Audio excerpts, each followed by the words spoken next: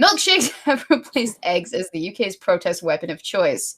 Milkshakes have become a popular political tool in street protests in the UK. Tommy Robinson, a far-right activist and independent candidate for North West England in the European parliamentary elections, was hit by a strawberry milkshake 2 times in 2 days as he campaigned in early May. That was followed by 3 similar incidents in 3 days against Carl Benjamin, a YouTuber and the prospective UK Independent Party UKIP candidate for Southwest England. Okay. After he made comments about raping a female politician and refusing to apologize. That is such a weird... No, he said he wasn't going to rape her. SDA, you're missing the point. He said he wasn't going to. Sargon was assaulted by milkshakes. This is an international incident. We need to address it. Why would they put it like that? I'm sorry. Because they're being disingenuous. They are. Even if you hate Sargon with everything in you, he said, I wouldn't even rape you.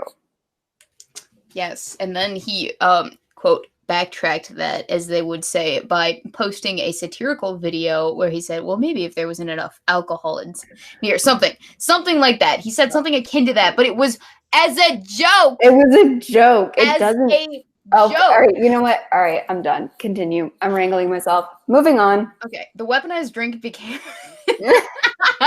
I'm sorry, but if you couldn't tell, there's a theme here tonight. The weaponized drink became such an imminent threat this week that the Edinburgh police reportedly asked McDonald's, where milkshake dunkers had bought their drinks in previous incidences, not to sell any milkshakes ahead of a rally for Nigel Farage, the former leader of UKIP and a prominent right-wing figure in the UK.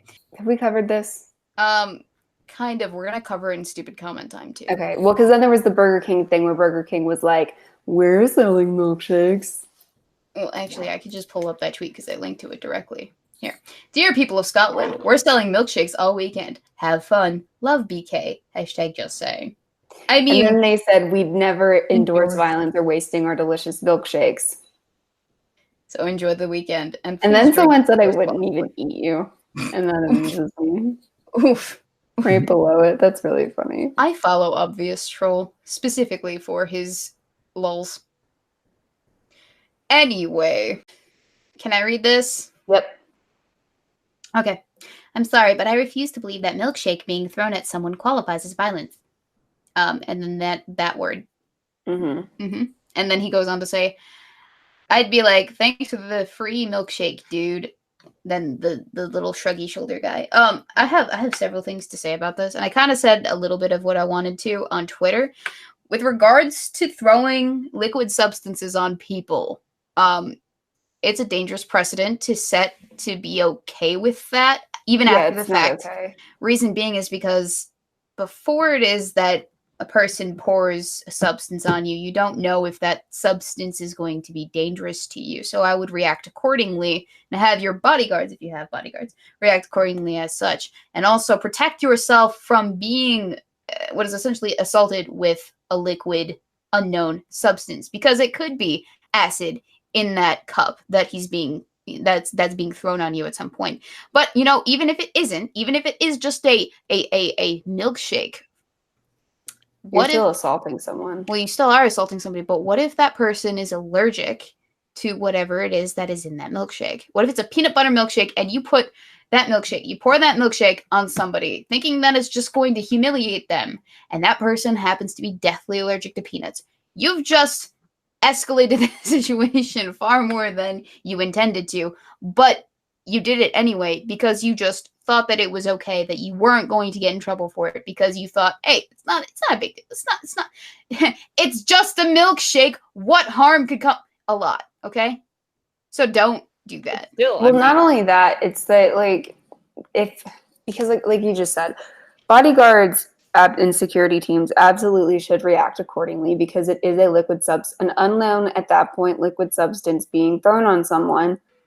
I don't care if it's coming out of a cup for a milkshake. They do not know what it is. So they are going to react accordingly, which can escalate a situation and can turn something into an all-out brawl. These are intense political situations. They are. So there you go. It is. Treat them like they're not an act intended to escalate the situation is also very ignorant of you. Real, I would expect better from somebody who prides themselves as being an intellectual.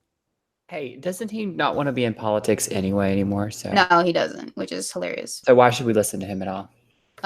Good question. The other thing is too, okay, and I'm coming at this from the other side of the fence in a sense. If someone poured a milkshake on me, I'm torn between what my reactions would be. All right, I'd be freaking pissed. Do you know how hard it is to get milkshake out of your hair? It's probably very hard, unless you shower and wash your hair more than once a week. STA. You know how hard it is to bring all the boys to the yard when the milkshake is in your hair? Yeah, that's fair. No, it's not that. Well, here, yeah, of course you'd have to shower, but still. Ugh. Well, okay, so this is kind of gonna put a light note on it, but my hang up is in between the reactions that I can see playing out. What I would do. So the first option that I have is to react extremely violently, punch the silly pants in the face hole with my fist ball, and then maybe kick them in a certain area that shall not be named. The other reaction that I have is to just give them a big old hug. No. Aww.